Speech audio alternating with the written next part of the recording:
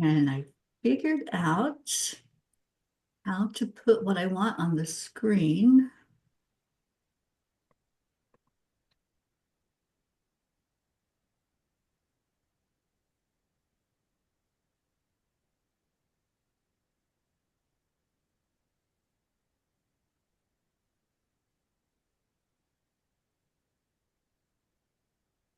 Oh, it's yelling at me. I don't like when my computer yells at me.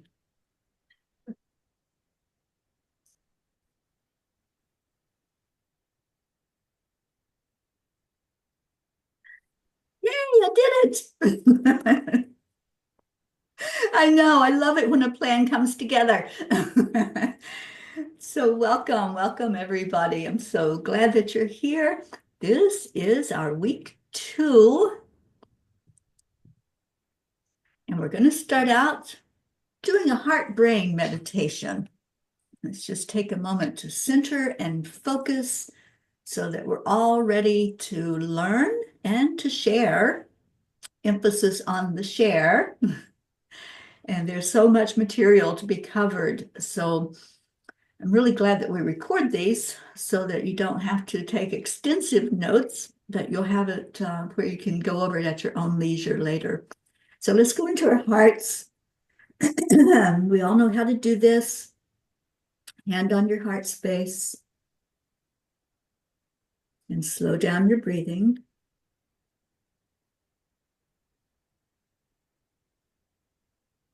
Just let our brain and our heart get in sync. The brain shares some information and the heart shares some love.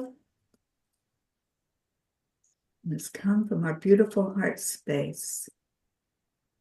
And I want to call in our angels to be with us in this class, to surround us, help us to understand with clarity from Archangel Gabriel.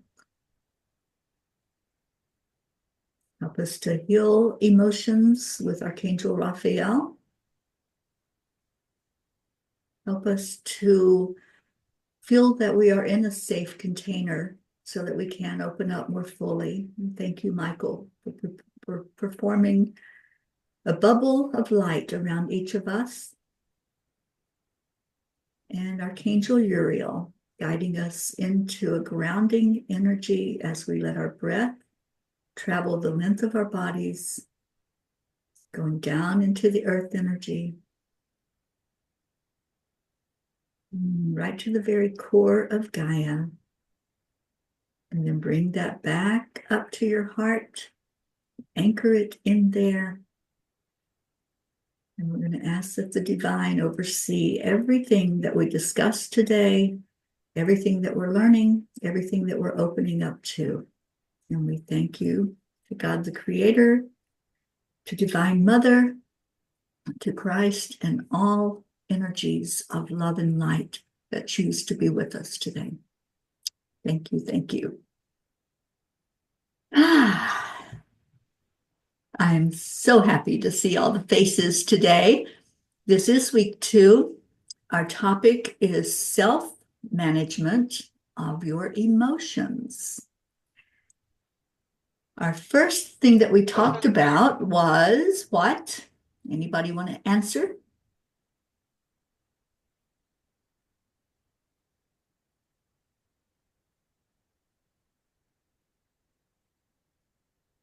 Were you sleeping through the last class?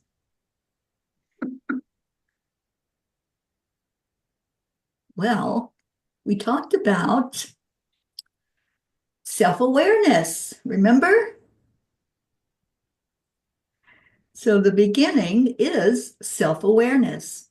And in your homework, and I know some of you may not have gotten to it yet, but in your homework, you were asked to become more aware of those emotions as they came up for you during the week. And there's certain things that you were looking for in dealing with those emotions. So I'm going to call on someone to share what those 4 things are that we were supposed to pay attention to. Who would like to volunteer to share that? Jim. Okay. Um, Strengths, derailers, motivations, and biases. Right. And we worked on that last week.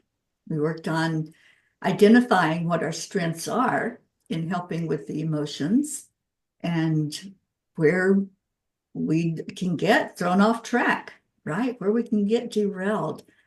Does anybody remember that part of the brain that's going to be the very first thing that recognizes that something's going on with emotions? The amygdala? The amygdala. Thank you, Suzanne. Yes, there is a brain involved in our emotions, and that's what's so important for us to realize. It doesn't just happen to us. And today we're going to talk about, let's go a little bit deeper, and how can we manage when those emotions come up? What can we do? And we're not powerless. We do have all of this stuff in play with the amygdala talking to another part of the brain and that sending information back, and all the things that happen and the process of going through that emotional state. But it doesn't mean we're powerless. And that's what we're here to find out. How can we be empowered and still live as an emotional being? We are emotional beings. So the more we realize that we don't have to just give in to those emotions when they happen, that there are things that we can do, then the better off we are. So today we're talking about those emotional hot spots. Anybody have hot buttons that when Oh something no. happens, no, nobody ever here gets triggered? Christmas. Christmas is a hot spot. Yeah, it can be. And why do you think that is? Why are holidays sometimes so hard for us? Expectations. Yeah. Expectations, things that have happened in our past, right? Maybe it wasn't such a good time. And maybe it's a time when you're reflecting back on losses in your life and what it was like to have a loved one or loved ones there with you during those holiday times to celebrate. Yeah, it can very much be an emotional hotspot. Anything else that comes to mind?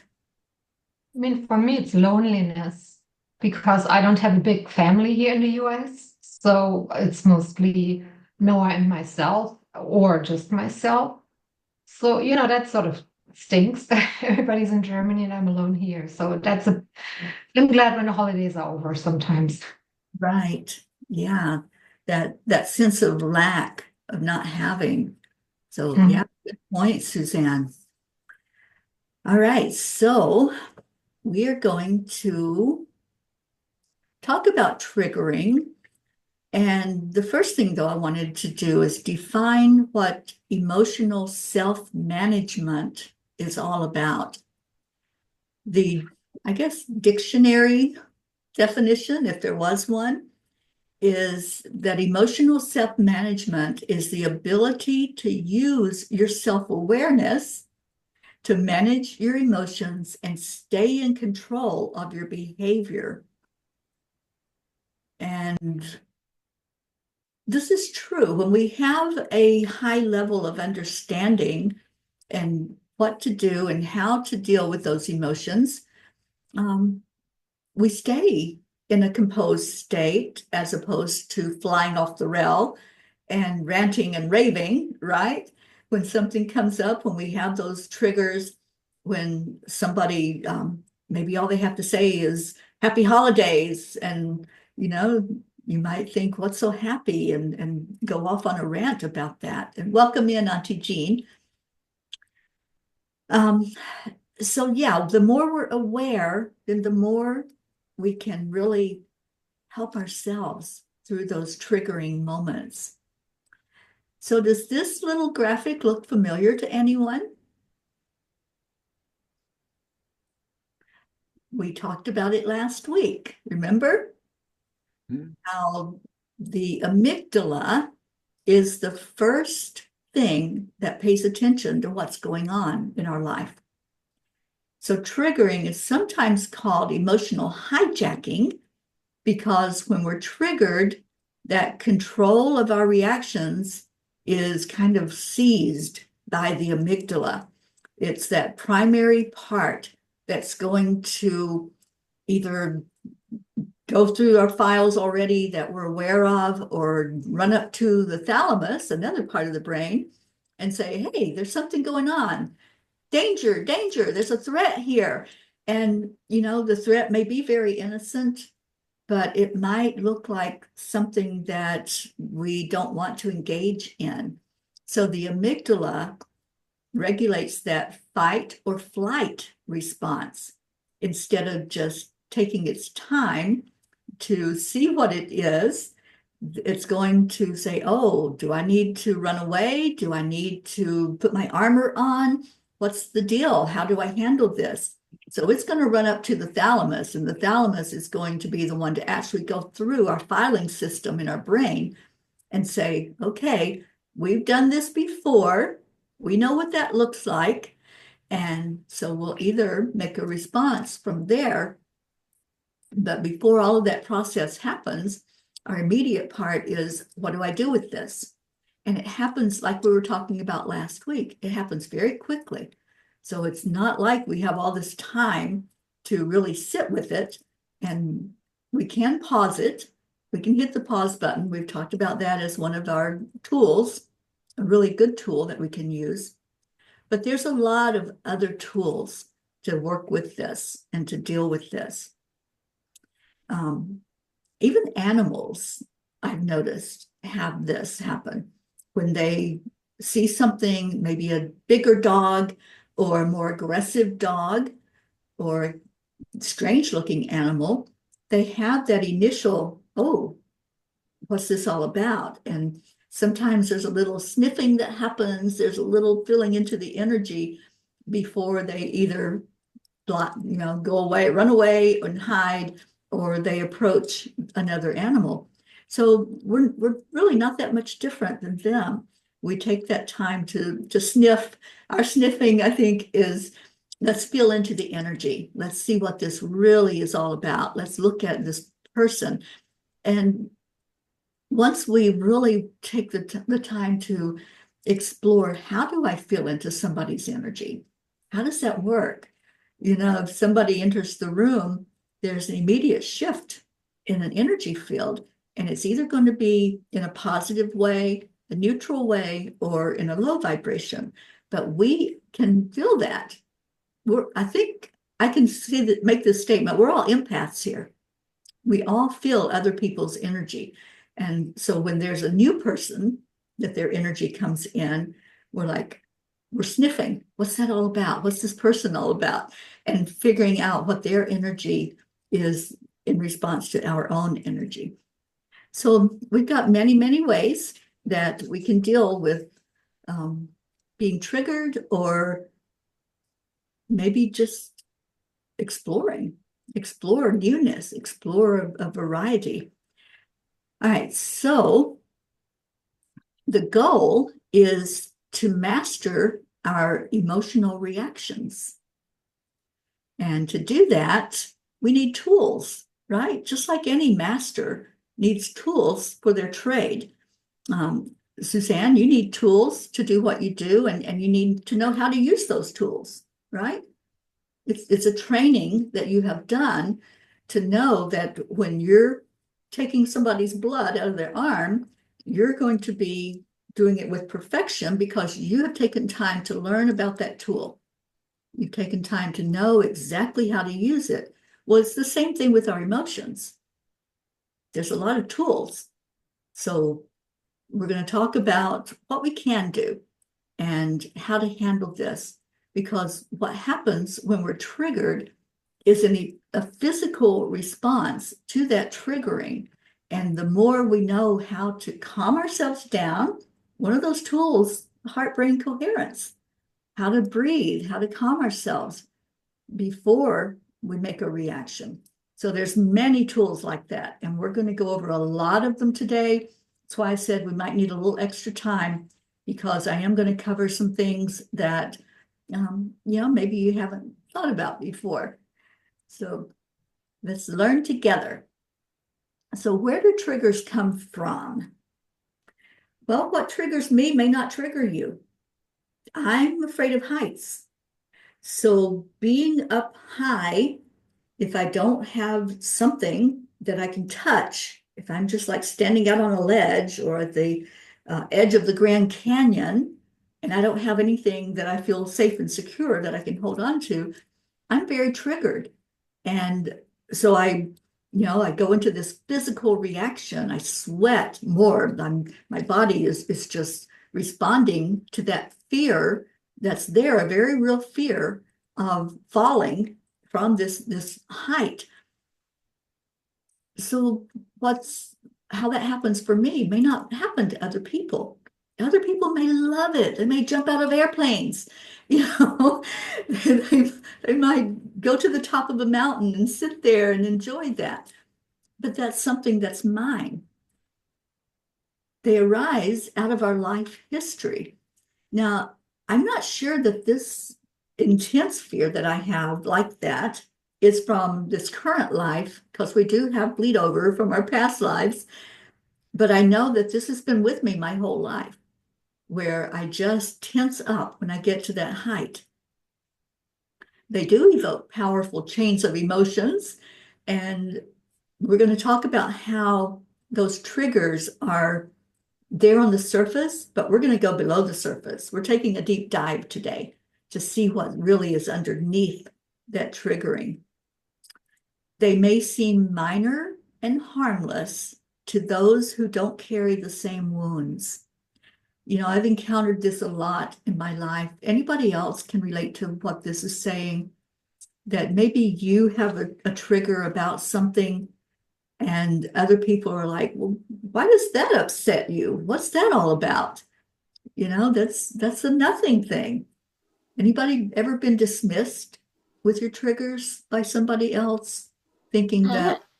I have a fear of water, and people don't understand that because they love the beach and swimming, and I kind of know what triggered it, what started it for me, but yeah, I still have a fear of it. All right. Well, you're going to have an opportunity today to go in deeper and see if there's something underlying that. Thank you, Jean. Thank you for sharing. And I do join you in that fear as well, because, and I know where mine came from. I can go to the exact moment that it was born, that fear of water. And it was in my earlier, I think I was a teenager. Yeah, I was a teenager and almost drowned. So I know where mine came from, and I can point back to that. I know that there are ways of working through that, and I can get in the water. I just don't like being in deep water again, where I can't touch something or easily get to the side of, if I'm in a pool or if I'm in the ocean, that I can't easily get back to safety.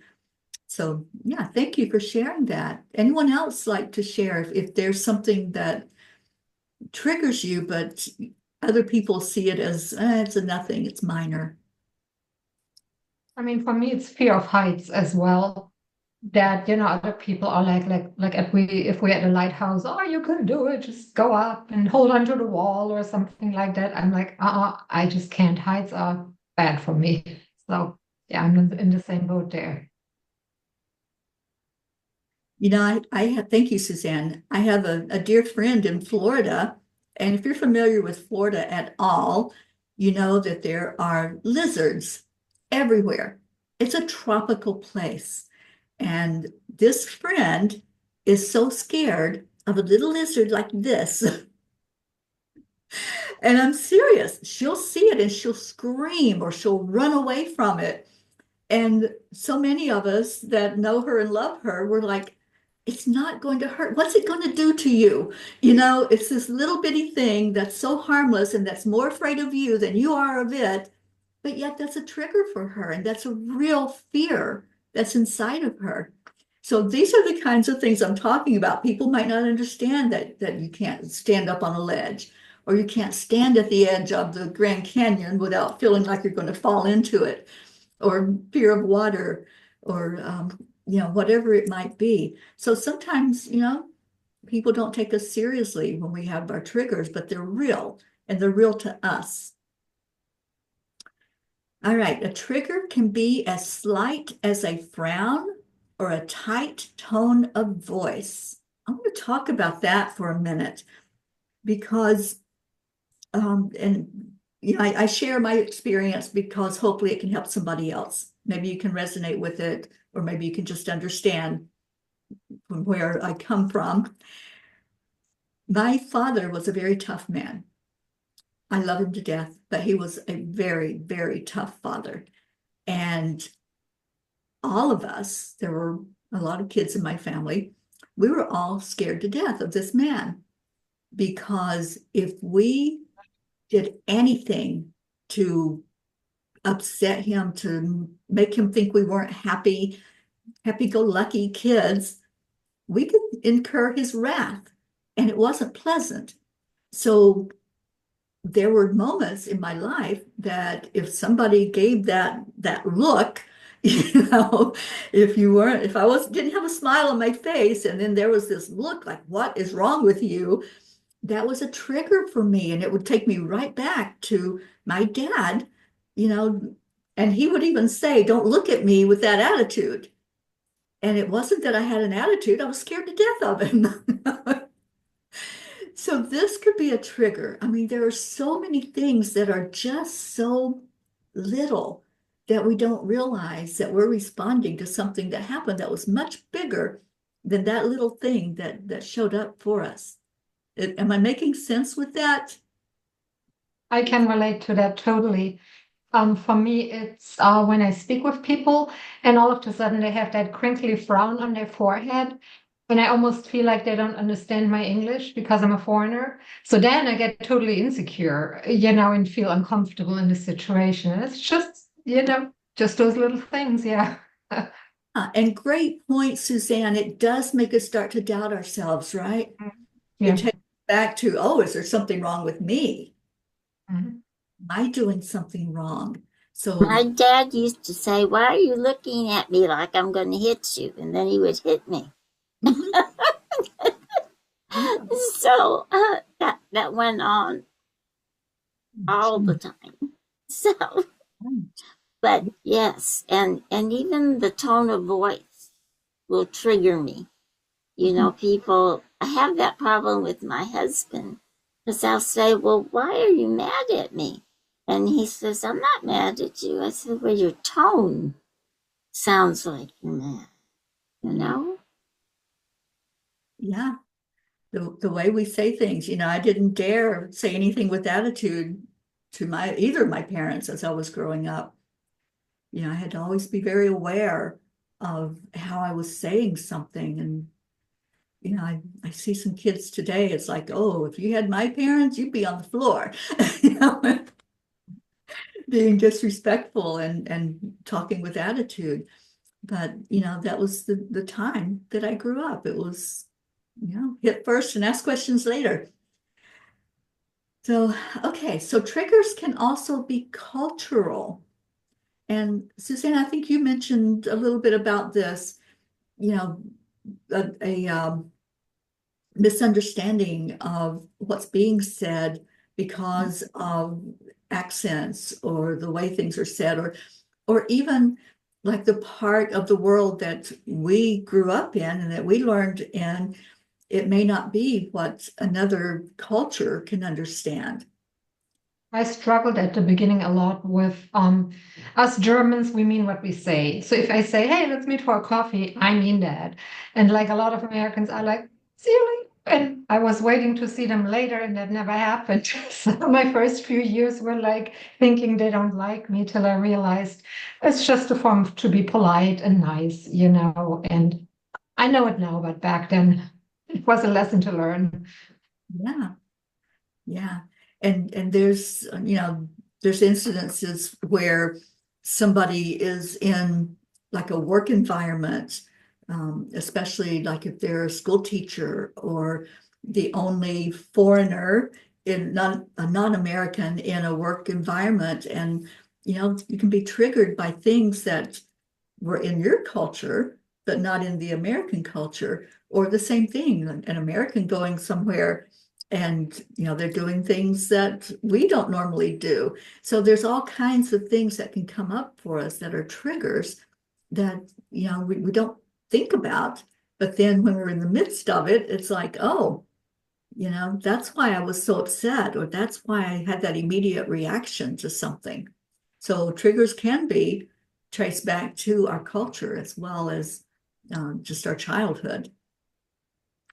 So the self-awareness that we learned last week and that we discussed and we'll keep discussing throughout the whole 4 weeks, that is the first step. That's what has to be there before we know and don't just hide in a cave somewhere. We know that these things can happen, and now what do we do about it? Where do we go from here? Because when we're triggered, we don't fully grasp what's going on. So we're incapable of dealing with it in that moment that we're triggered. And that's why I love the pause button so much, when you can hit the pause and you can say, step back and observe and say, hey, what's really going on here? That's a big part of the battle. Okay, so self-awareness and then breaking it down. What does that mean? How do we break down the things that trigger us? We're going to use a map, and we're going to map the triggers. So that's going to be what we go into to really learn how to deal with them. All right, so let's get into it. Let's say you have a trigger, and this is just an example, but I know it happens a lot when we're criticized and somebody says, oh, you didn't do that right. Anybody ever been told you didn't do that right? Yes. I have many, many times. You didn't do it the right way. Let me show you, or let me do it. Or, just that criticism of not doing it right. So think of it like an elevator shaft. So that's the top floor. The top floor is the incident, whatever it is that you're responding to. And it could be that, somebody said something, somebody did something, somebody gave a look we were talking about. So that's the triggering event, and our initial reaction, we're on that top floor of the elevator shaft. So what's the first thing that usually happens? And this is usual. May not happen this way for everybody, but these are the steps of breaking it down. We feel defensive, right? I mean, if I said to you, Rosalind, you're just doing this all wrong. Everything that you're doing is just creating more chaos. What would be your initial reaction?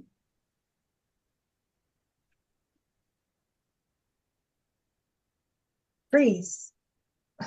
Freeze? Yeah, that happens a lot. But in your head, you may be saying, I don't do it wrong. So it'd be defensiveness, right?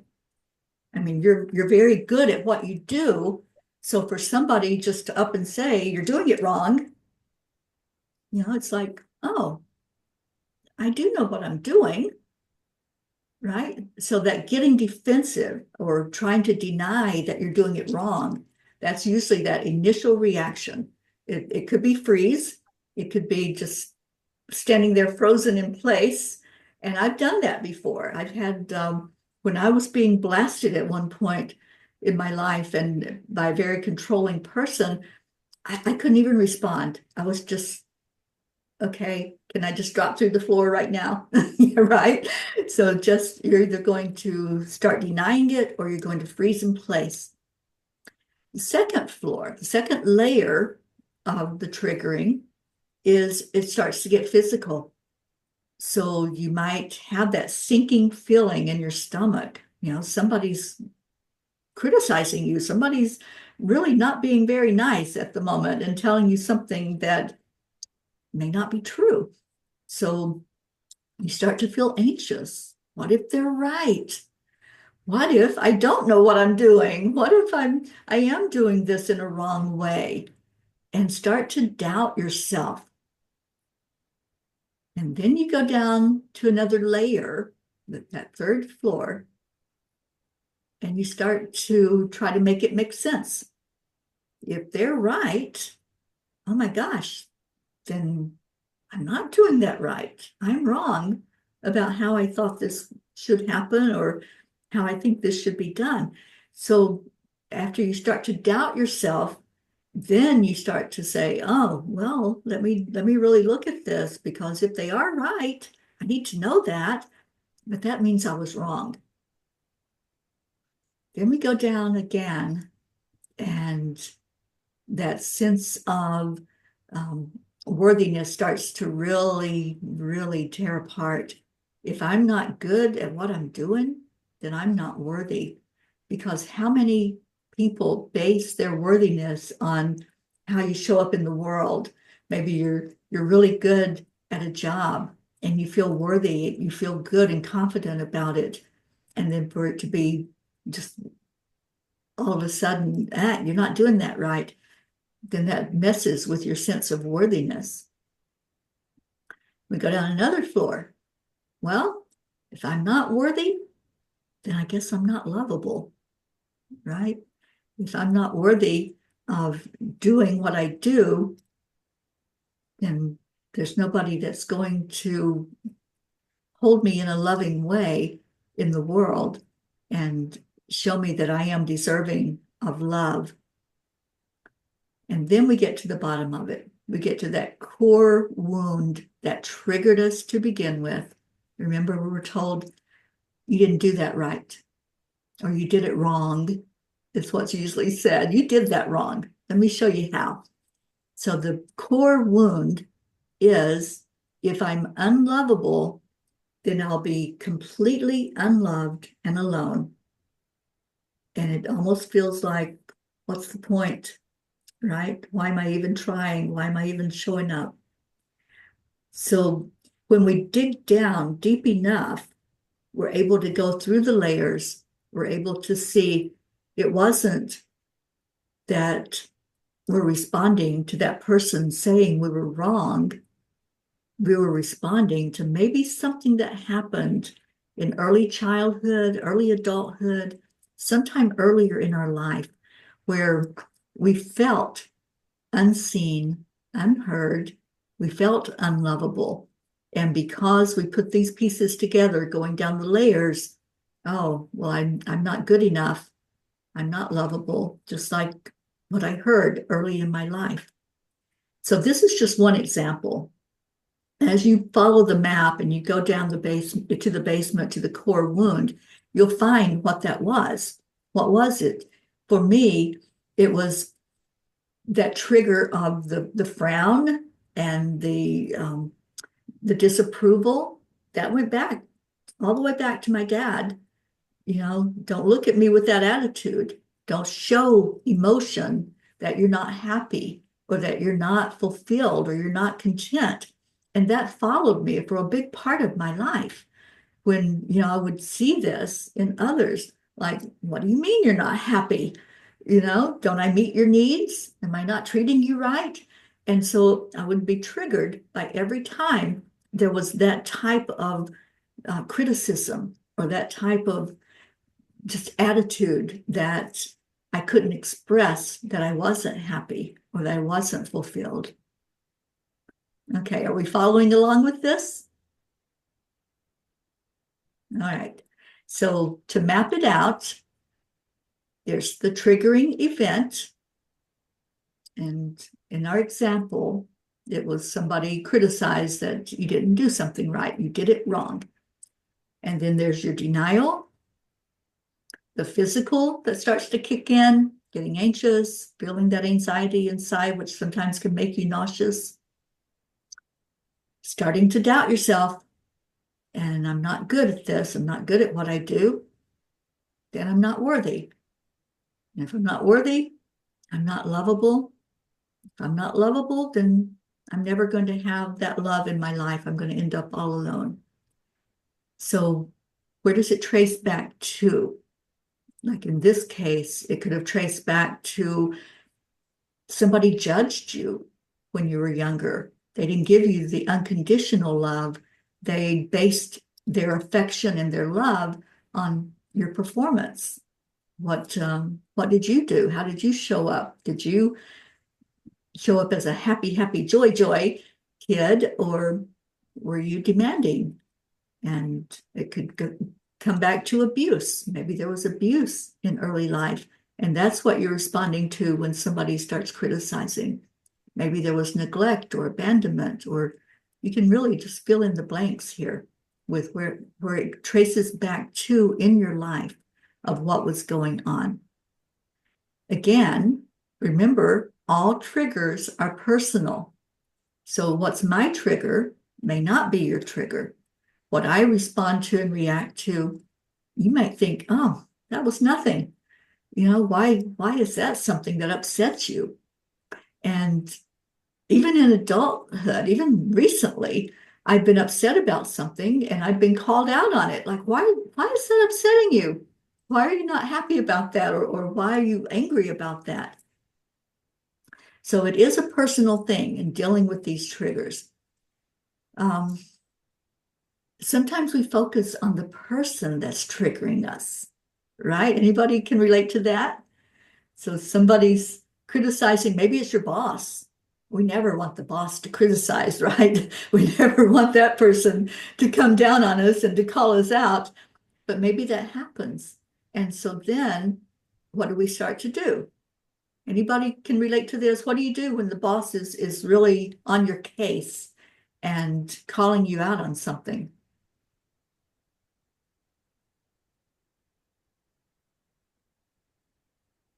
Anybody? You're all perfect employees. I love that.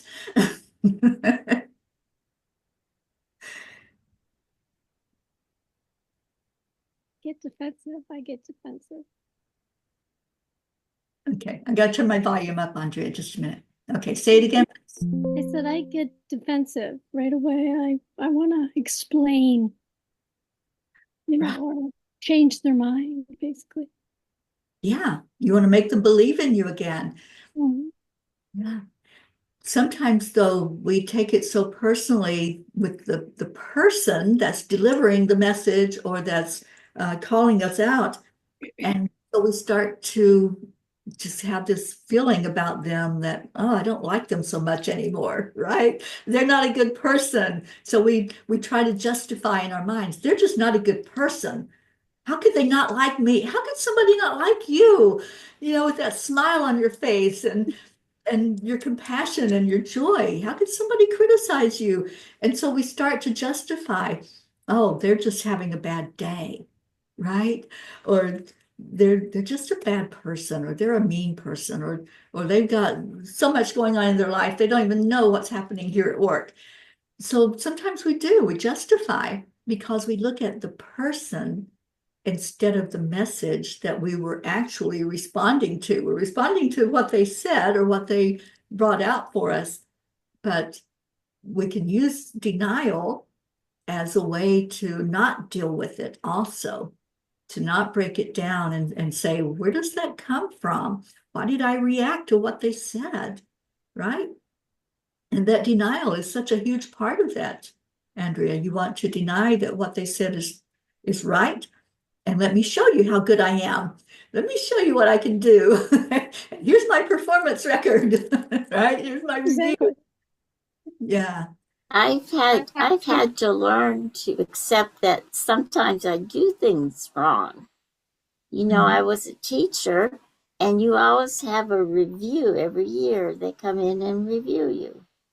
And maybe because we do that every year, and it has done so many times, that for me, the easiest thing is to ask them, well, how did I mess up, and how would you have handled it? What should I have done? And I've always gotten good reviews, so it wasn't very often that they said I did anything wrong. But I never blamed the person because I always respected them. I think that's another thing. We got to learn to respect each other, and then you respect their opinion because I do a lot of things wrong.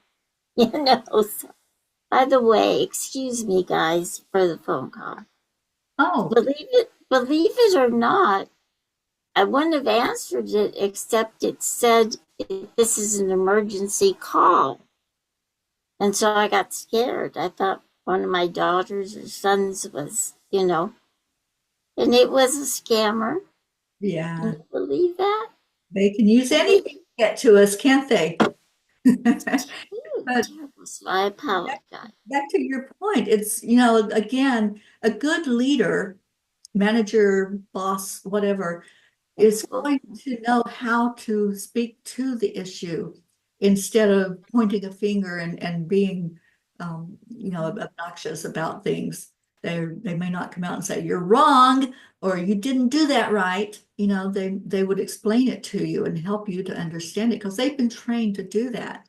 So what you're doing right now is being trained in how you react, how you respond, and what are some of the tools that you can use when something comes up, when a situation comes up.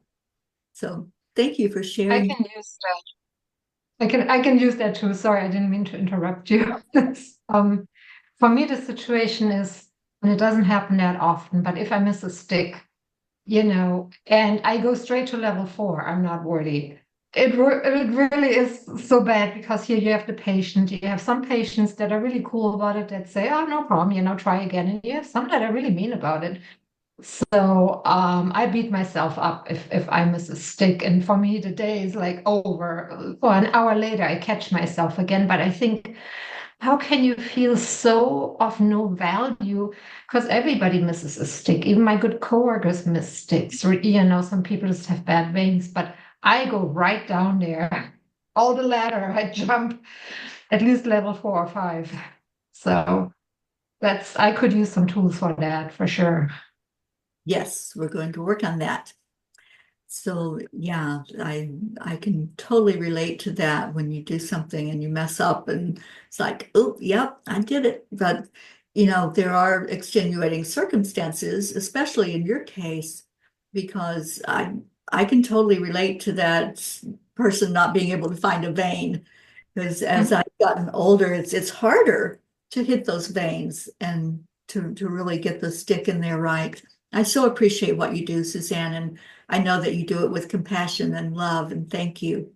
Thank you for the field that you are in.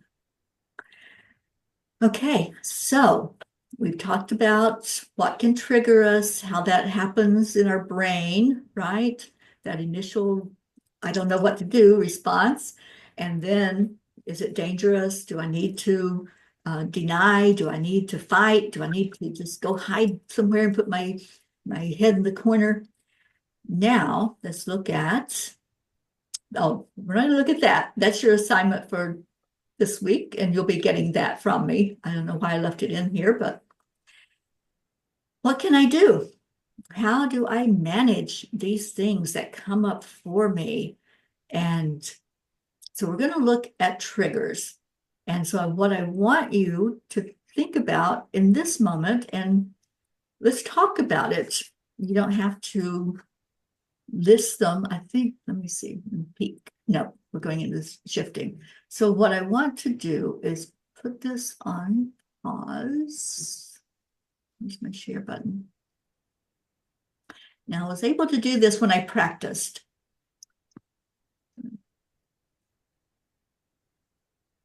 No, it's not going to let me pause it. That's what I was hoping that I could do and get all of you on the big screen, but that's all right. I'm on slide 12.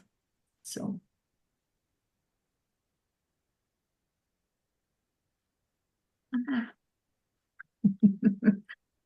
Technical issues.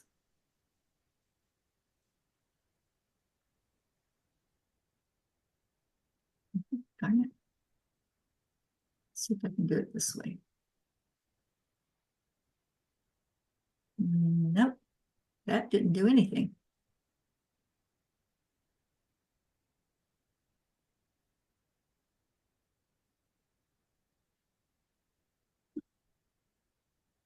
This is weird. Ah, there it is. Now I can really see you all. I saw you in little bitty squares at the top.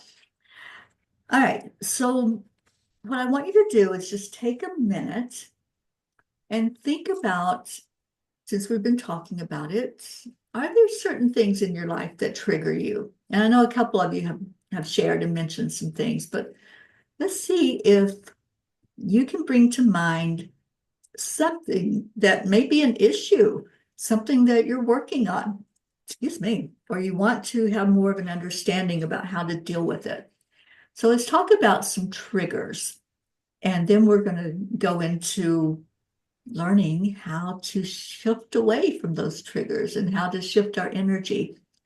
But if you'll just take a minute, and you can write it down if you have paper in front of you, but let's just have a moment where each one of us just ask, what do I need to know? What do I need to look at? Is there something that I could use some help with and help in dealing with it? And I like I said, I know some of you have already shared. You can write down that thing that you've already shared, or maybe there's something else, or maybe there's more than one trigger that you're feeling like you need to have help with. So let's just take a moment right now and see if you can identify some triggers in your life. And then we'll share. And if you don't feel like sharing with the whole group, that's fine. There's no you have to's, but to really get the most out of what we're doing, sharing is so important. And sometimes when we say it out loud, it takes on a different energy than if we hold it inside. So I'm going to shut up now so you can think.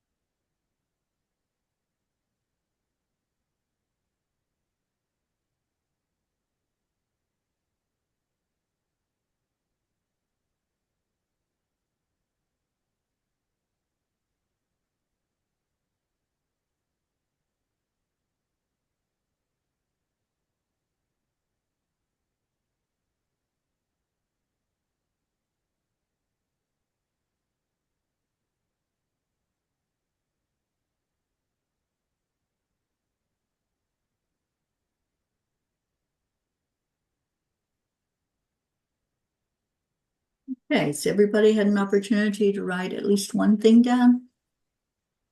Who would like to share? The hard Go. thing. Okay. Rejection. Big, huge, huge, huge trigger in my life. Mhm. Okay, so going back to looking at the elevator shaft and the going down the levels, when somebody rejects you,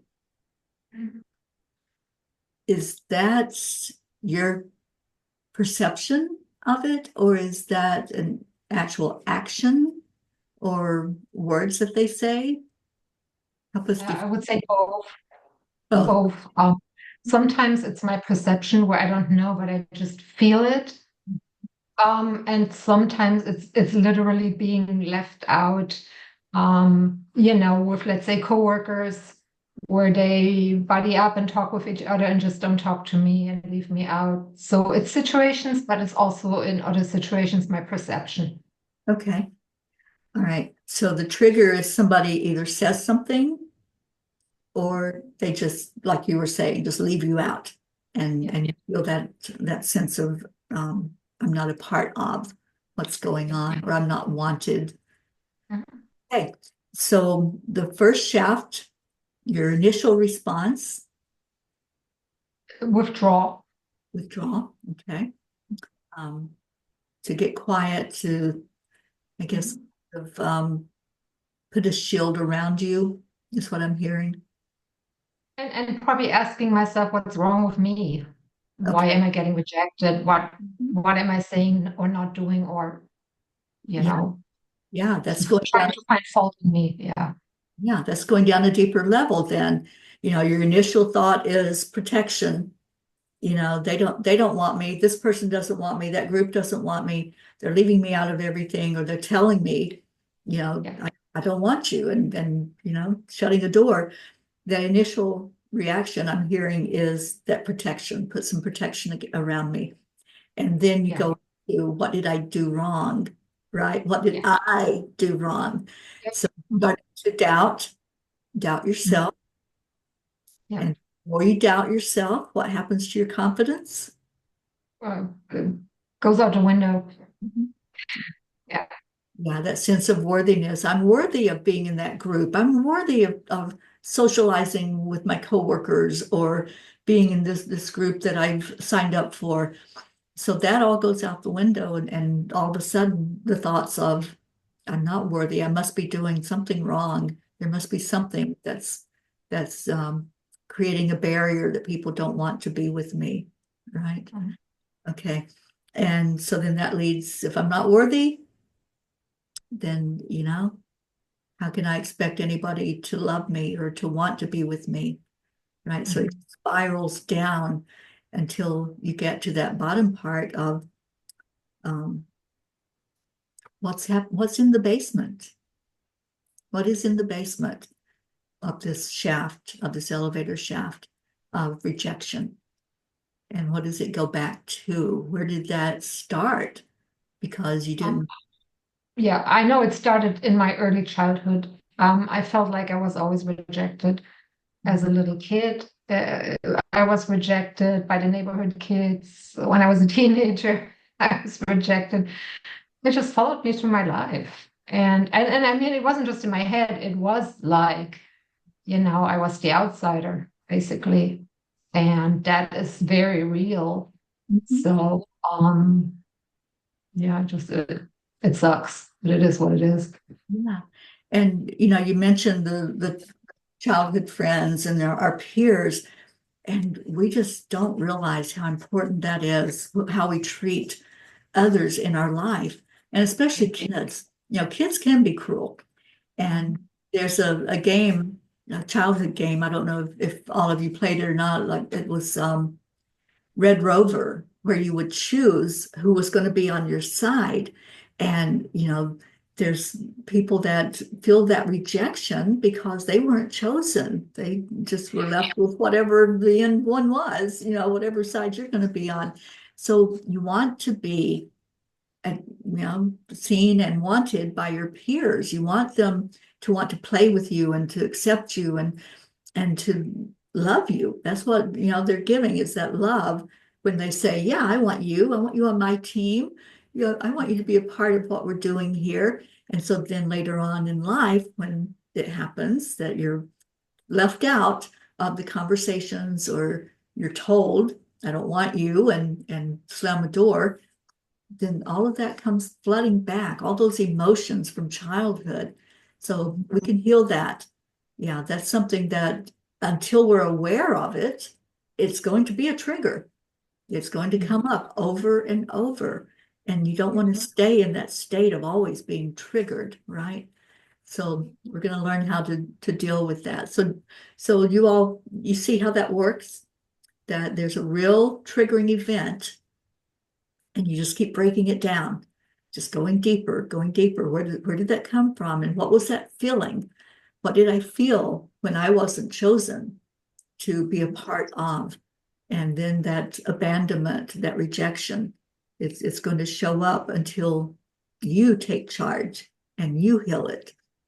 I Right? think for me, it brought up that I made myself a lot invisible. Yes. That was one of the big thing. I just tried to be invisible and unnoticed. And yeah. Yeah. It's a defense mechanism. It Yeah. really is. I've taught some about my childhood. My father worked in the coal mines, and he was always very sick.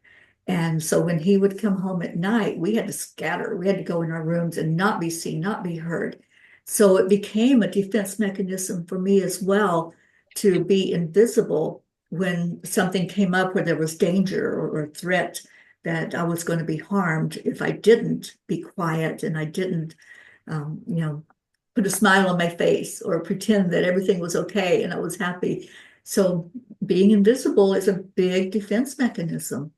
So I I think understand. it's interesting that you say that because I had exactly the same thing. And that just dawned on me right now was when my dad came up from work. He worked really hard. We had to be invisible. My mom would shield my dad. They would go in the living room and shut the door, and us kids were left alone in the rest of the house. And that is another form of rejection, right?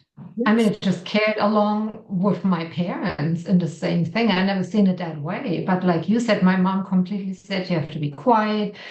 Your dad's blood pressure is high. You're going to give him a stroke. You can't act up, just stuff like that. And we were 4 girls. Of course, we're going to act up and, not be quiet. But that's what I'm trained in, is being invisible.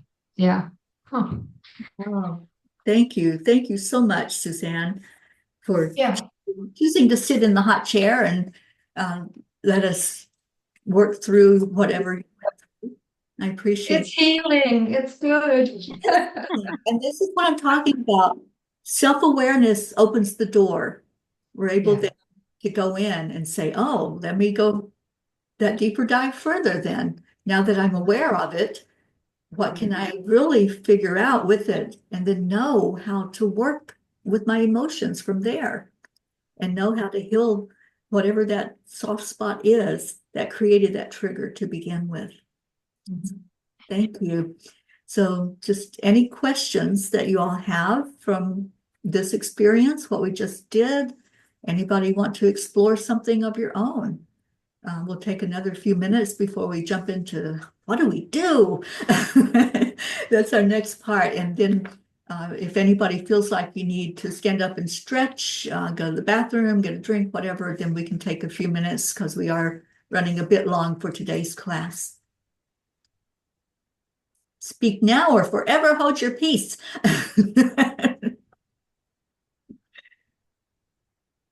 Oh, Jean, you're talking, honey, but we don't hear you. Which is probably a good thing. But anyway, I had chosen attitudes. People all seem to have attitudes these days, and a lot of them you're not worthy. You're, especially as I've gotten older, I have noticed that there's kind of an attitude about old people that they don't know anything, and that's how it's kind of bothered me. But the more that Suzanne talked, I think that it's the same thing as hers. and the basis of it, or the core of it, is from the same thing. You know, you'd be surprised how much her and I have been through together. For instance, I know that her problem was language, probably being on the up. Well, we moved from St. Louis to El Paso. You all don't know El Paso's like 98% Hispanic. So I was like the only Anglo kid, and I use that term because I don't know what else to use. That's what they use. In the whole neighborhood. Talk about being different, you know. But I do have to say one thing, and I don't know so much if it was the people, the culture, that it wasn't long before I became very accepted, you know, and they really accepted me. But for a while there, it was really tough, you know, because I felt like the outsider. And I couldn't speak any Spanish. But, you know, it was a time when they made them speak English at school. So there was enough of a way to communicate that there wasn't a problem. But I would go straight to the basement, just like, you know, because that's the way I was trained as a kid. You know, I had my father tell me things like, I wish you were dead, or if it wasn't for you, the family would be wonderful. And, you know, so you go straight to the basement when things like that happen. Right. So I can understand you, All those Suzanne. feelings of not being worthy, not being lovable. Yeah, Mhm. that immediate drop down to the basement. Yes, it is. That was just pounded in over and over again. Mhm. Sweet one. Well, let's work on some ways that we can shift. So anybody need to take a minute? Is everybody good? Stand up and jump up. All I right. wiggle my feet. Okay. So I'll get the PowerPoint back up while you're doing that, Jim. I need a minute.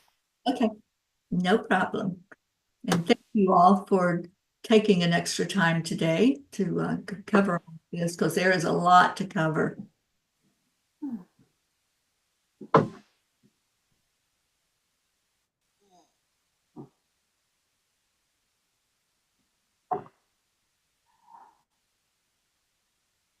Okay.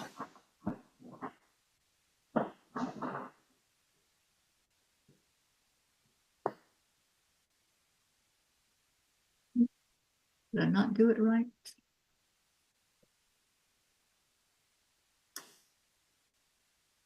I didn't want you all to see that I was still in my pajamas.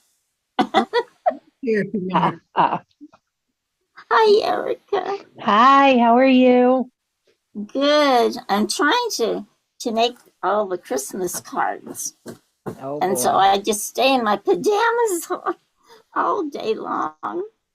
Well, when I get home from work, that's the first thing I do is put on my pajamas. Yeah. And I I think we should get live in comfy. pajamas. Yeah, I've showered and put on clean pajamas. Where'd everybody go? Jim needed to take a break and stand up for a minute. No, I mean, I can't see anybody. I put the slides back up. Oh, okay. Okay. I don't know why it didn't do it the way it had it before, but you can't see me, but you can see what I'm showing, and hopefully you can hear me okay. Mm-hmm. Rosalind, I haven't seen you in ages either. Here she is. She took a little break too. All right, so we're getting everybody back in. Okay. All right. Well, I really appreciate you all being interactive, because that's how you're going to learn. And so, you know, all together here. This is the next step. So what was step one? Self-awareness. Oh, Awareness, self-awareness, right? And then learning what a trigger is. And now we're going to learn how to shift our state of mind and our state of being. So state shifting is what we're going to talk about as a tool of how to manage these emotions.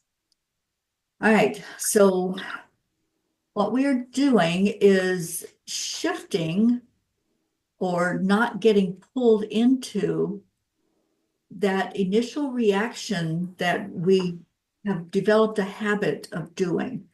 Like if somebody criticizes, to not immediately go on the defensive, because that does happen. When we're being told we're wrong, or we're being told that, there's a better way to do something, or whatever the criticism is, the habit would be, oh, no, let me, like Andrew was saying, let me show you, let me give you the facts here. I do a good job. So getting out of that initial habitual reaction, emotional reaction, and being open to a different way of reacting or responding, which is that shift that's needed. So the very first part of that is realizing you have the power to do so. How many times do we think it's always done that way, so that's just the way I'll continue to do it, right? Or maybe it's working. This worked for me, so why would I change it? I'm going to keep doing it this way, even though there may be a better way of dealing with it. So it's knowing that you are in control. You have the power to shift your energy, to shift your responses, to shift your vibration. So what you're really doing is coming out of that victimhood. You are not a victim. And, if I could make you all do anything, if I had that power to wave my wand, I would say make a big sign where you can see it. And at the place where you spend the majority of your time, that says, I am not a victim. I am not a victim.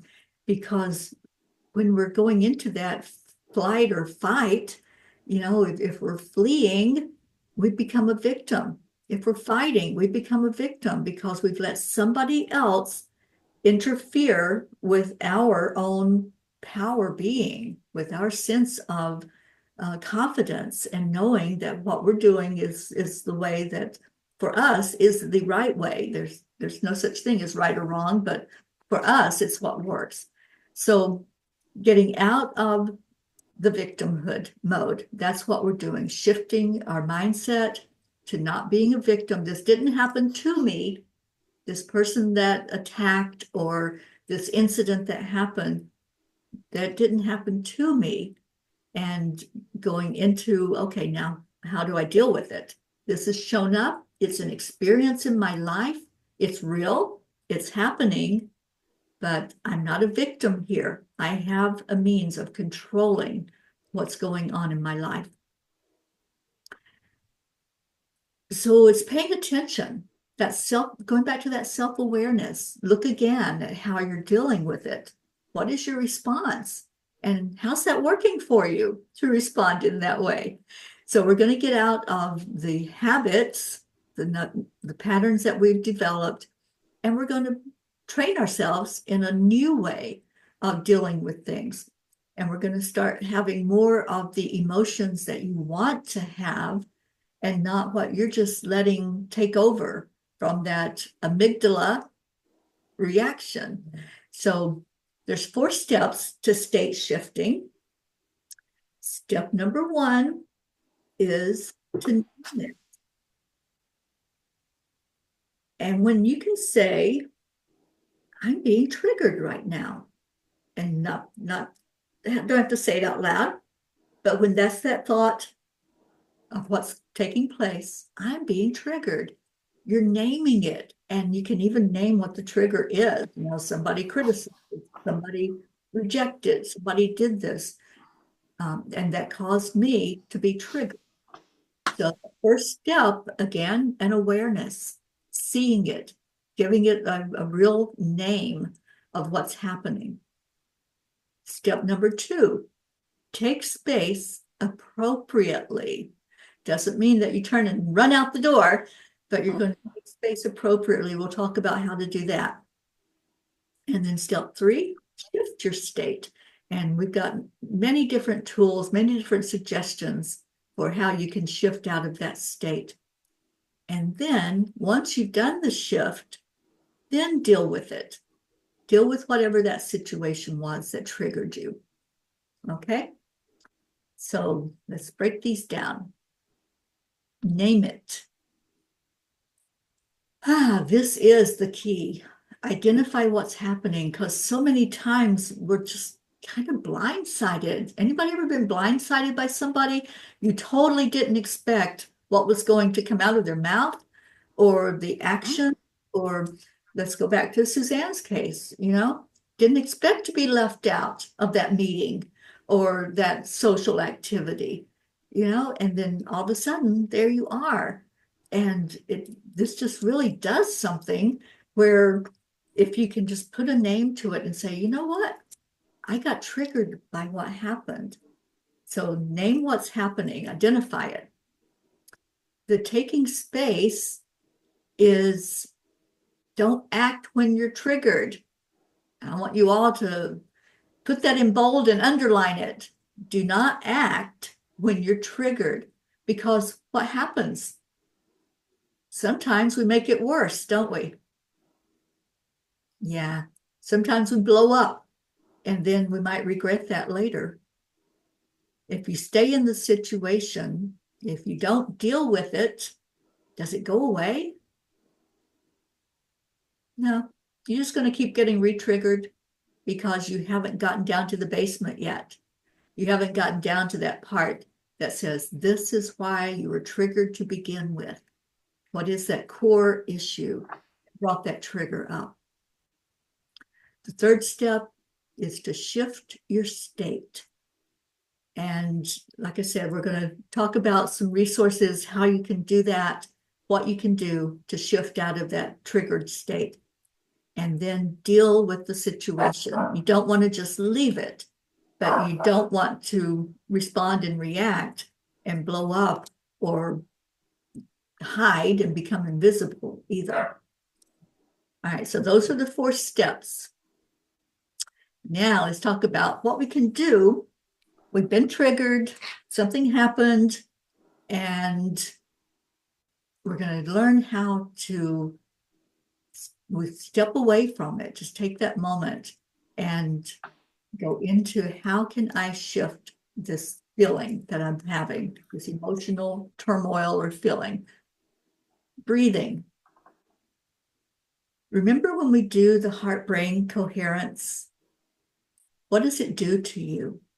What happens when you do that deep breathing and take a moment?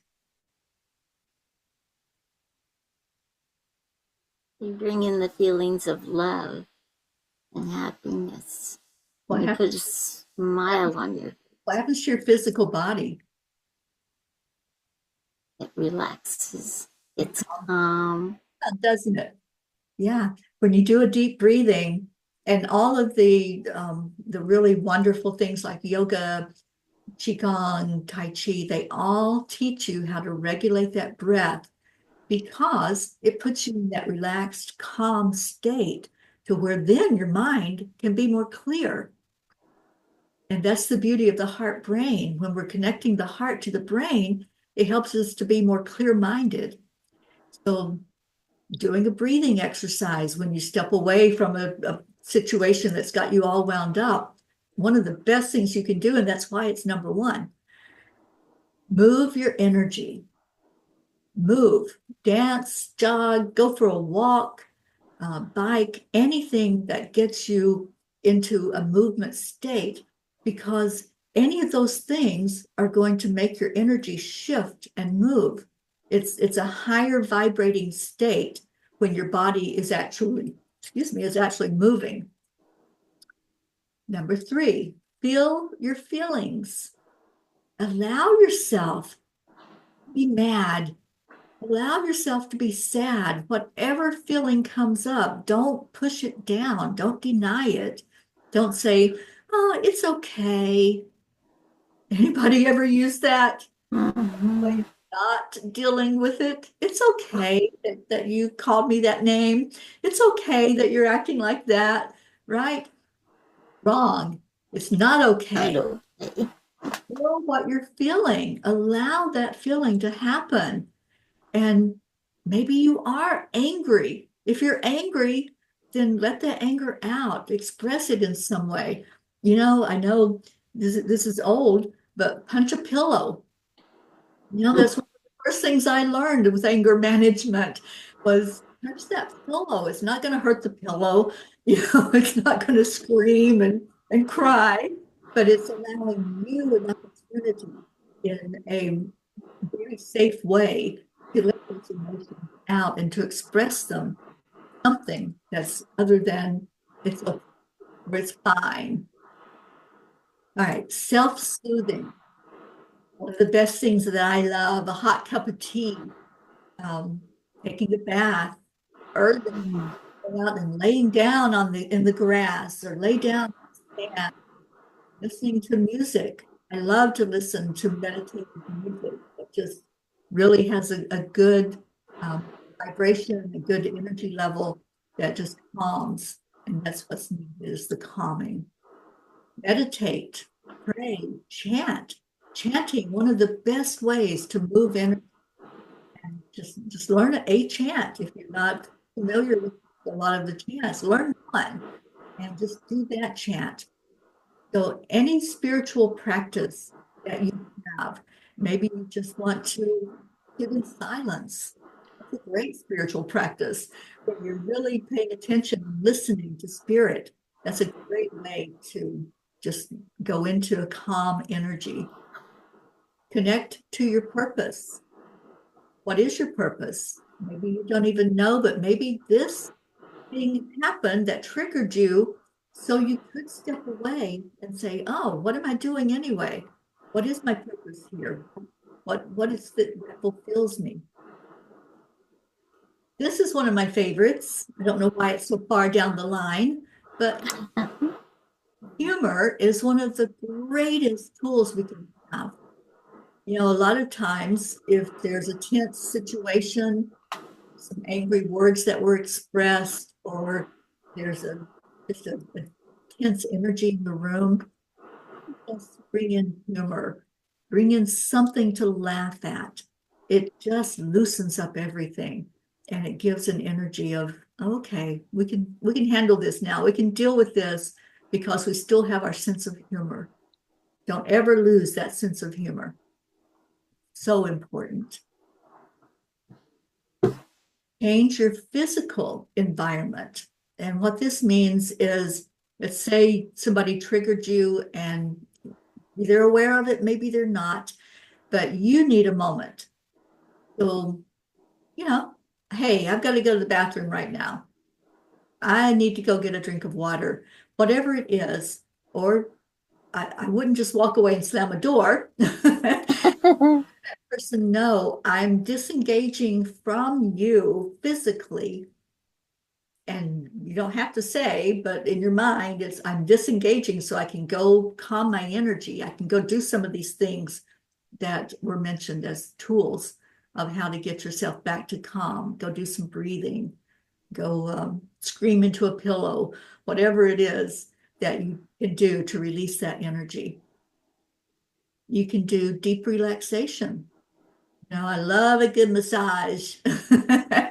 And so that's one way, or just sitting and enjoying music or enjoying silence or a sunset or a sunrise, whatever is going to bring you into a beautiful, deep, relaxed state. Invite your muscles to relax. Because when we get into that physical part of the triggering, everything's tense.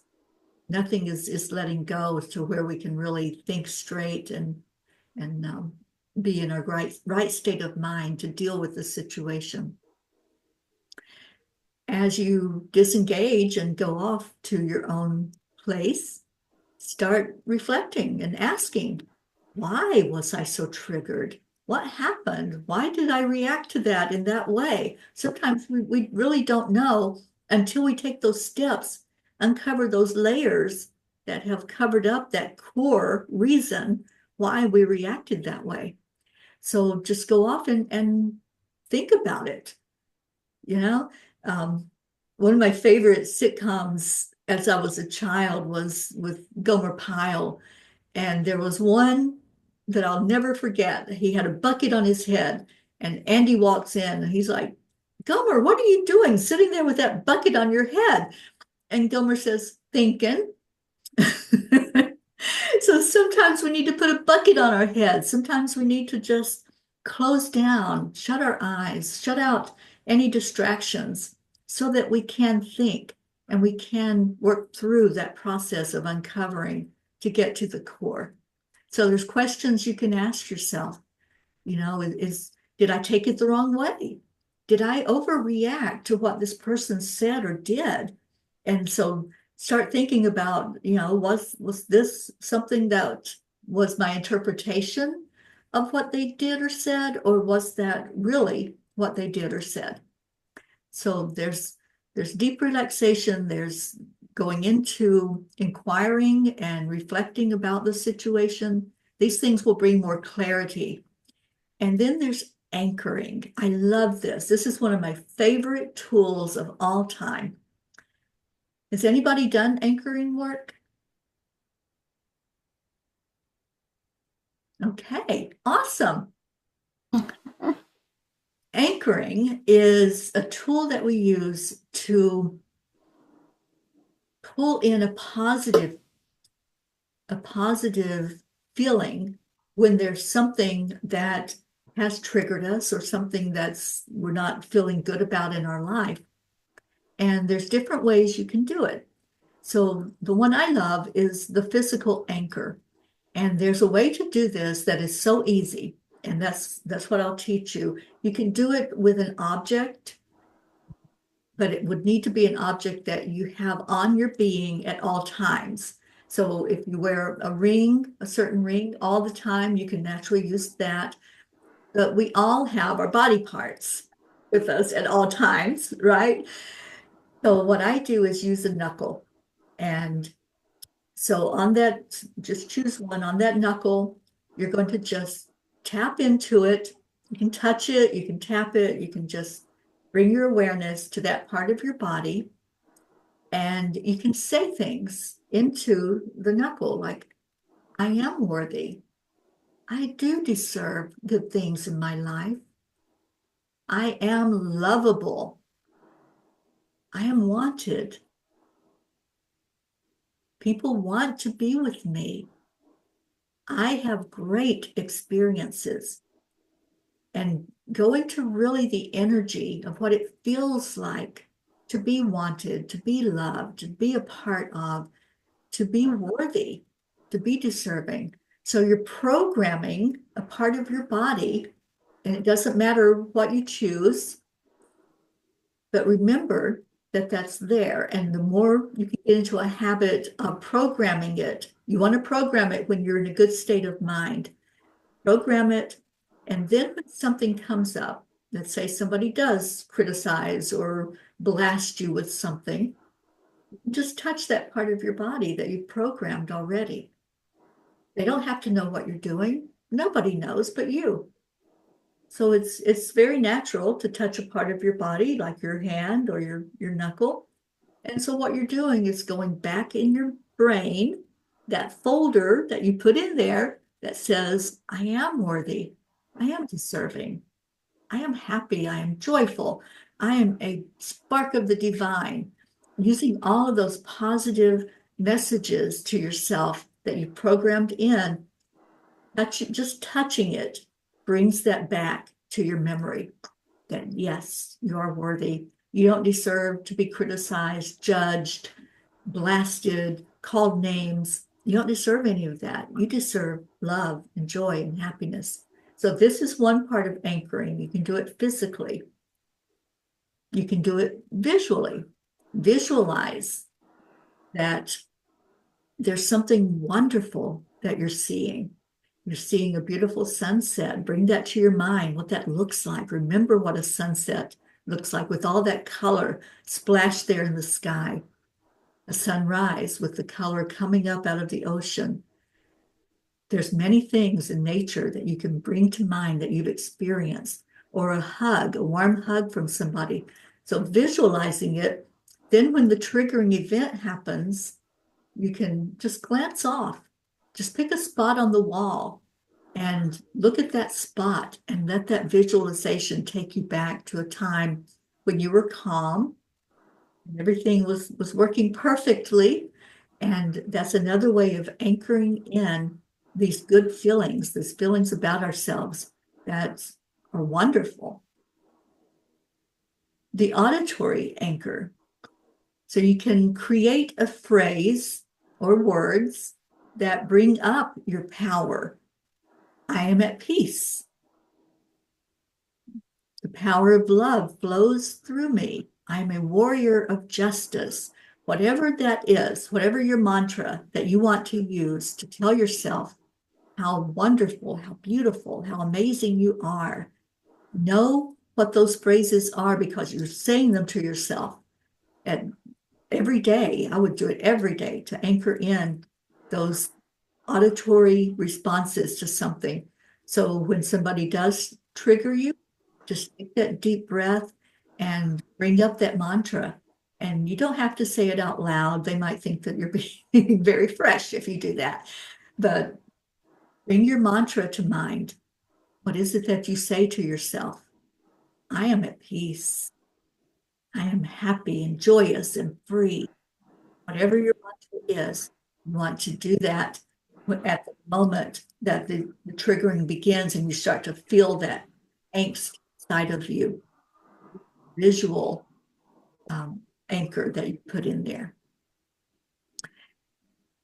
And when you have come to a place where you've calmed down, you've dealt with it, maybe you've done the mapping, you know, you've gotten to the bottom of it, you know what the core is, drop it.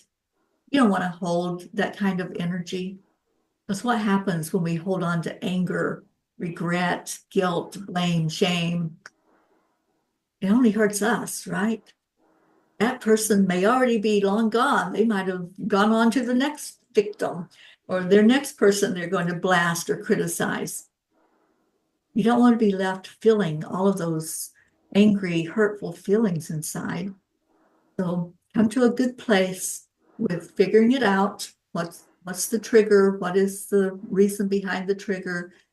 And do all or whatever resonates with you of the tools that you can use to calm your energy down, and then let it go. Drop it.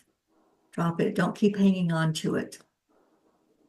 Okay, so those are some very powerful ones. And here's some that can be fun.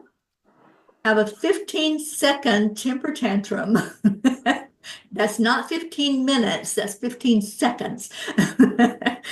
So what I like to envision, and I've done this, but not very often, lay on your back on the floor and do like a baby. Just flop your arms, flop your feet, temper tantrum, really let it out and do it with intensity.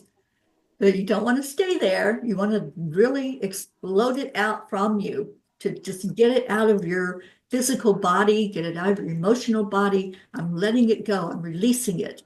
So be a baby again. Throw that temper tantrum. This one I love. Imagine you're on your deathbed. You get to go back in time and relive just one scene with the person you are with. And this is the moment.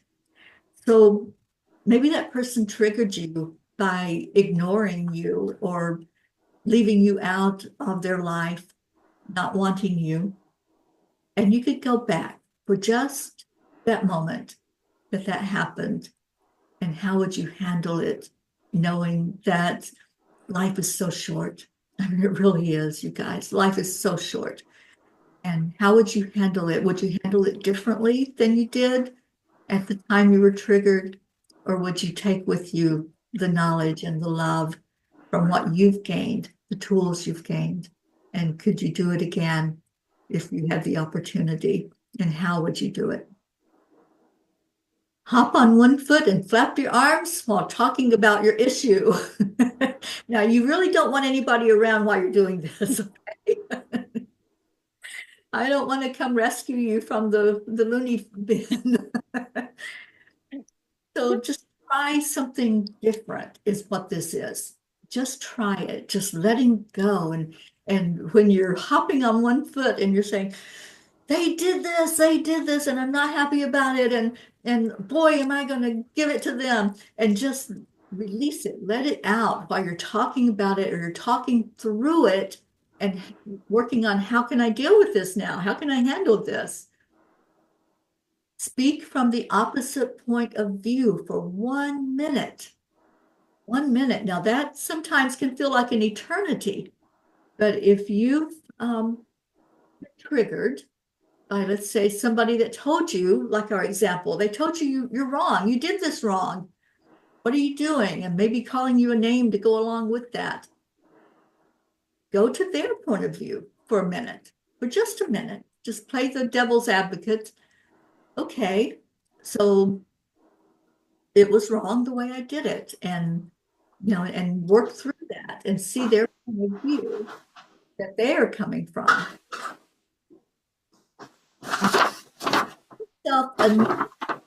That matches your current attitude. So what would be your new name in how you're dealing with it? Would you be sassy? Would you be grumpy? Just name yourself while you're dealing with it and working through this.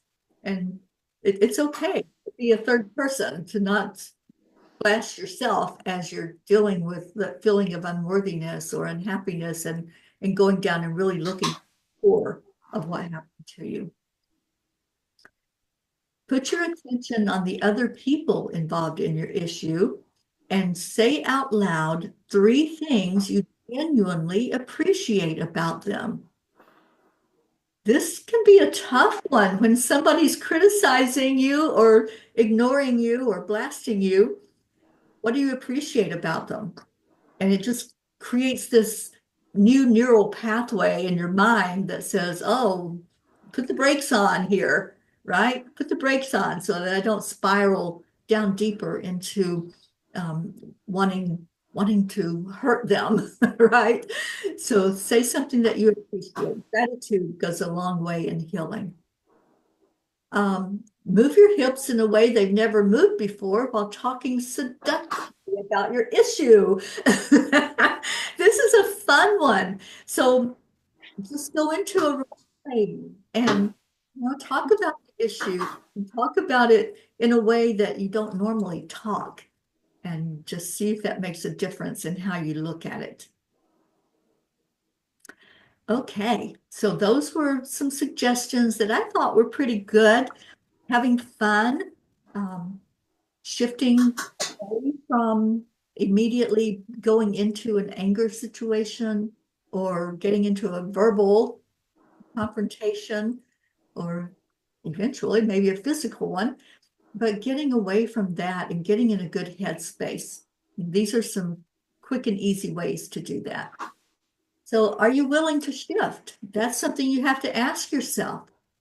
And shifting doesn't mean you're just going to do it for that one event, that one trigger that happened, because what you'll find is when you get to the core of what was going on and why you were triggered to begin with, you're going to find a lot of things that you're triggered by, a lot of different events are going to lead you back to maybe that same core event or that core situation or that core person or people in your life, because we're so vulnerable from the ages of 0 to 7 that there's a lot of things that can happen that show us how to behave in the world or how to think, how other people want us to behave or think.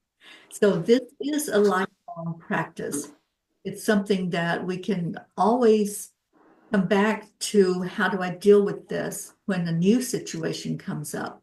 And the more you practice it, you'll get in a good habit of not running away from it, not blasting back and having that confrontation, but you'll know how to deal with it. So self-awareness, that's what we talked about. And the stories that we tell ourselves, that's what we believe. So what story are you telling yourself? Are you worthy? Is that mantra that you're going to use when a triggering? Is that a story that you're willing to tell about yourself? I am powerful. I am very empowered because I know the tools to use and how to work with this situation. And then the self-management is reshaping those stories. And how do you improve? How do you become more motivated in life?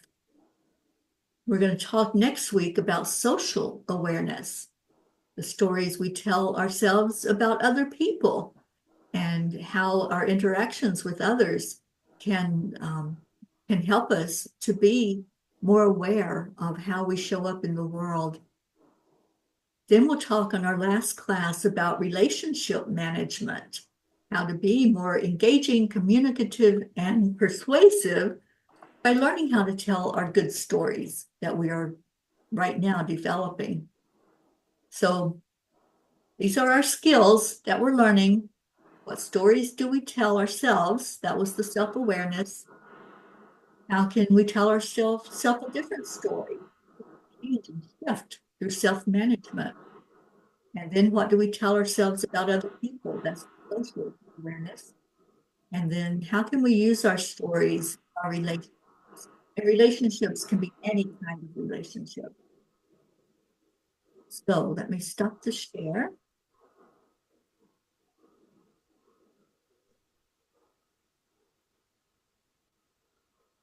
Let's have some discussion. We've got a little time left. So I just want to know how this is fitting with you. How is it hitting you that you can be in control?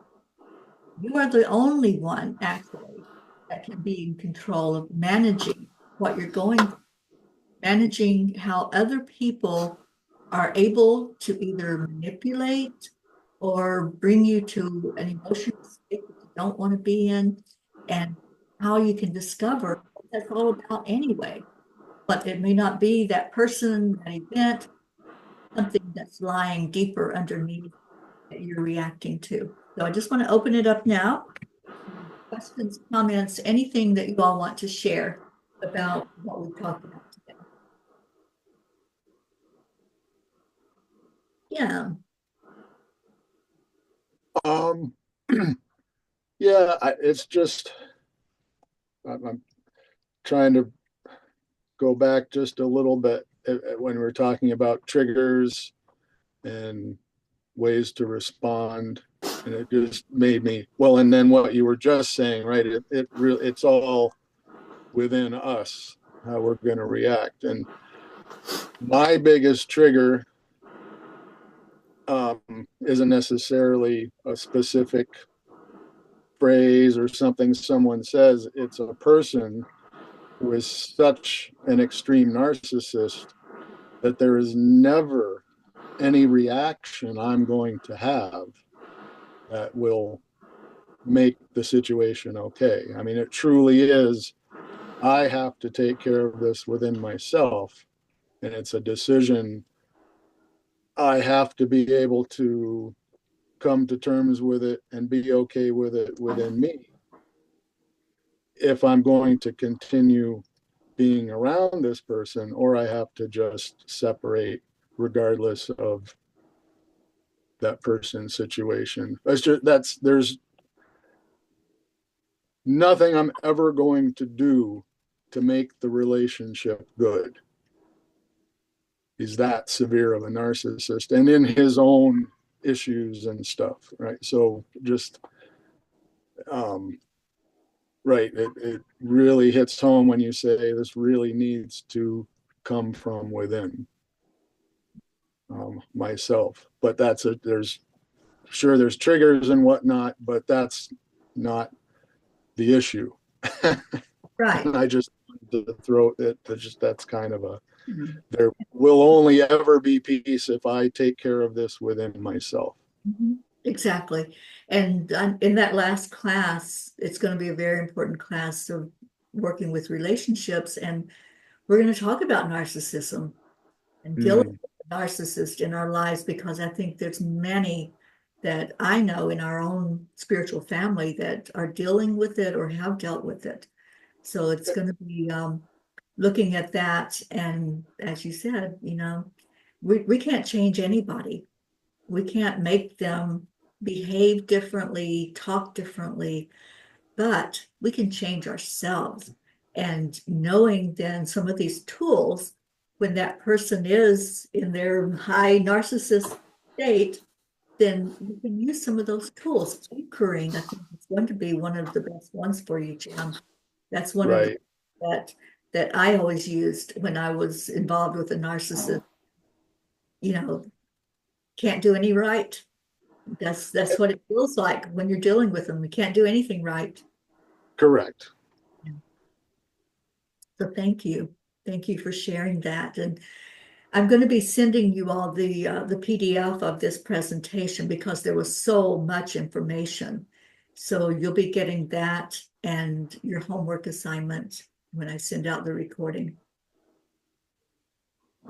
Practice some of those tools, especially the hopping on your one foot. Did you get this one? Sorry, Jean. What do we do with our homework from last time? Well, we're going to do a wrap up. So hold on to all of your homework, and each one should build. So, like, your self-awareness is going to flow into the self-management. So you should be seeing a pattern there.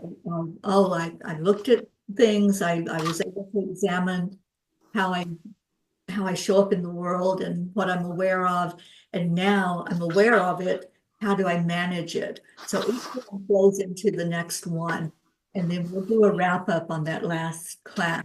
And we'll talk I about was thinking of printing out one after every of our meetings and filling it out again and see how it grows. yeah, I love that. Yeah. Yeah. I wanted to throw something in there if I may. So Sure. first of all, I can totally relay to what you say, Jim. As, I have two in my life I'm dealing with, and it's really hard. But also, what we were talking about is it's almost for me like three different things.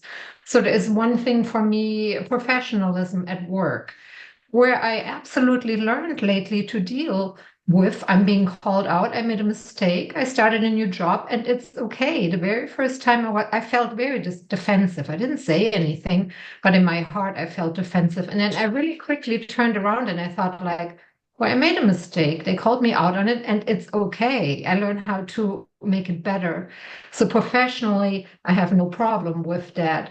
Then the next part would be people and relationships, but then you have healthy and you have unhealthy people. So I have healthy people. With that, I will use the tools we learn, but then with the unhealthy people I deal with narcissism and stuff like this, it's not even worth using the tools because, like we all just, said, like you can only protect yourself and set your boundaries. So it's very multifaceted, actually, how to use your tools. And yeah, anyways. Yes, thank you for that. And Mhm. yeah, like it was talking earlier about, this is so personal to each person.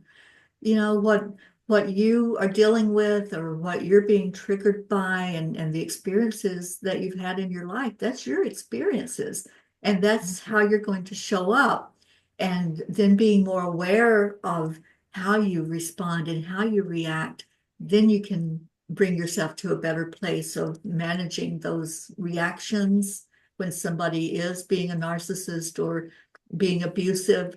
Then you can know, what do I have to pull out of my toolkit that will help in this situation, whether it's at work, at home, socializing, whatever it might be. Thank you, Suzanne. Yeah. Who else? We got time. I got you until 5 o'clock. That's when I thought we were going to start. No, I You- don't know how I got so confused. You would be very late, Jean. I know. Well, I think it had to do with the meeting we had, the board meeting that confused me. But you know what it all comes down to is building up our own strength and in other words, making us a whole human being to be what we were created to be. So not just with the emotions, but with everything. We're being taught, we're being prepared to be that strong person that we're going to need to be during the times that are coming. So this has been so wonderful. I appreciate it so much. Thank you.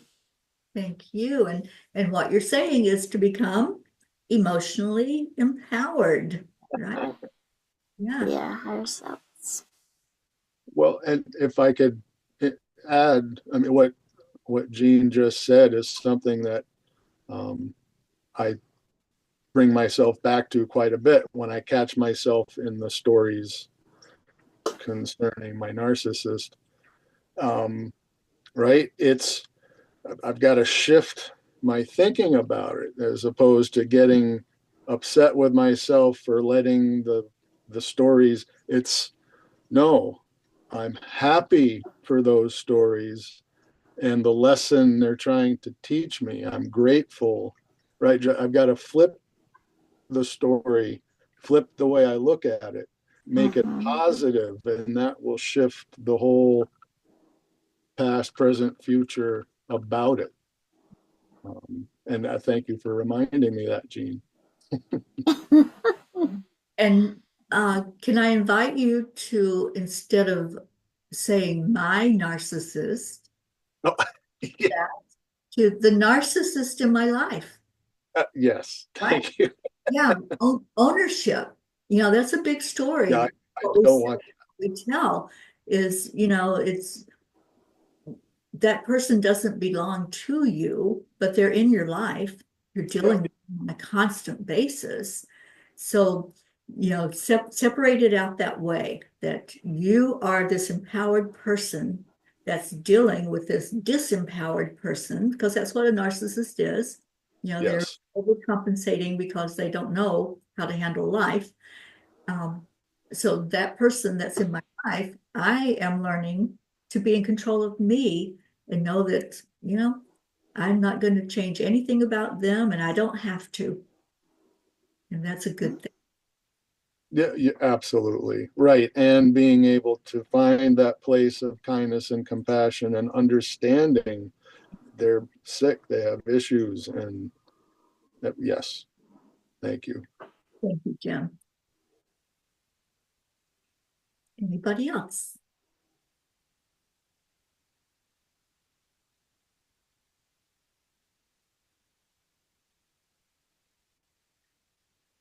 The quiet ones are not speaking up. How rare. I was always told, beware of the quiet ones. Very deep Well, thinking. I just wanted to throw in there too, for me, it was many, many years waiting for the other shoe to drop. And that's not a life, especially being with a narcissist. That is not a life. And I finally, hopefully, freed myself, more or less circumstantial, from it. And the one big thing is also, I'm not a victim. That's a big, big, big one to tell yourself. You're not a victim. You have the power. Don't give other people that power over you. Even if with stupid comments and stuff, why do we give those people the power? Just because we're so nice, And I'm willing to, I don't know, step on the gas and not do that anymore. What was the phrase that I said for you all to bold and underline? Forgot. Uh-oh. I wrote it down. Was it the get out of the victimhood? No. I am not a victim. I'm not. I'm a victim. Yay, Andrea, don't start. I think one of the coping mechanisms for me is just to eat, right? And Terry, we've been talking about that. So this whole week I haven't, and I said to myself, it's okay to feel. You can feel because I'm trying to eat my feelings away. You feel it's okay, Suzanne, you can handle this. Little Suzanne and big Suzanne, you can handle this. So I'm telling myself I'm not a victim and it's okay to feel. And so far I've been doing good this week. So yay to me. Pat on the back. You know, this is a horrible thing to say, but most of my life, I've had this challenging person in my life. And I'll just be honest, it was my sister.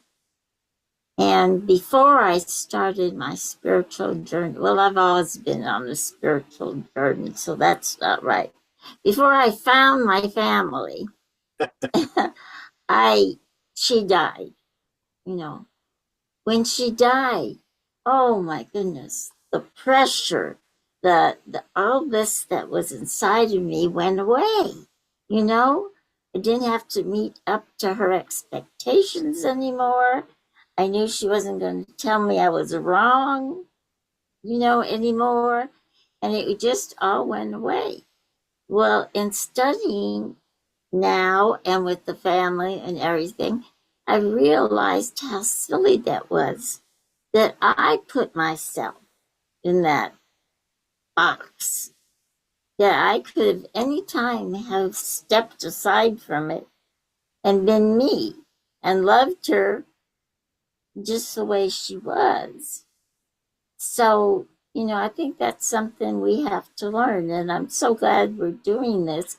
I wish everybody would take this class. Because we are a creation of what happened to us when we were little.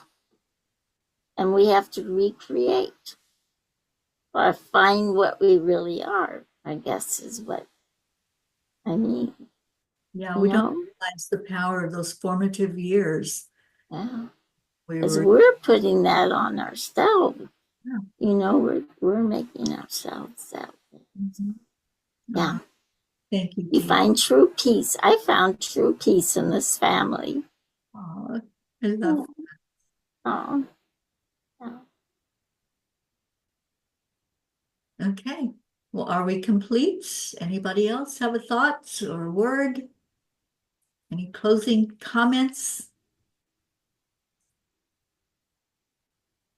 Well, thank you. Thank you all for being here and Thank you. for Thank you. being who you are and wanting to live your life in a better state of mind, you know, a more peaceful, joyous state of mind. And we're going to have the sandpaper people. We're going to have people that rub us the wrong way, that say things and do things. It's just life. It's life here on this planet. The more we can learn how to deal with it and those tools we can use, we're going to have that joy in our life and, you know, have the life that we really deserve. So thank you for taking care of you and for being here on this Saturday evening. And I love you so much. So those of you who missed class today, you'll be getting this as a recording. And if you have any questions, anything that comes up for you, just give a shout out and we'll see you next week. And we'll talk Right. about social awareness next week. So take care, everyone. I love you. Love Thank you. you. Thank you. Love you all. Have Love you you all. too. Love you Bye. guys.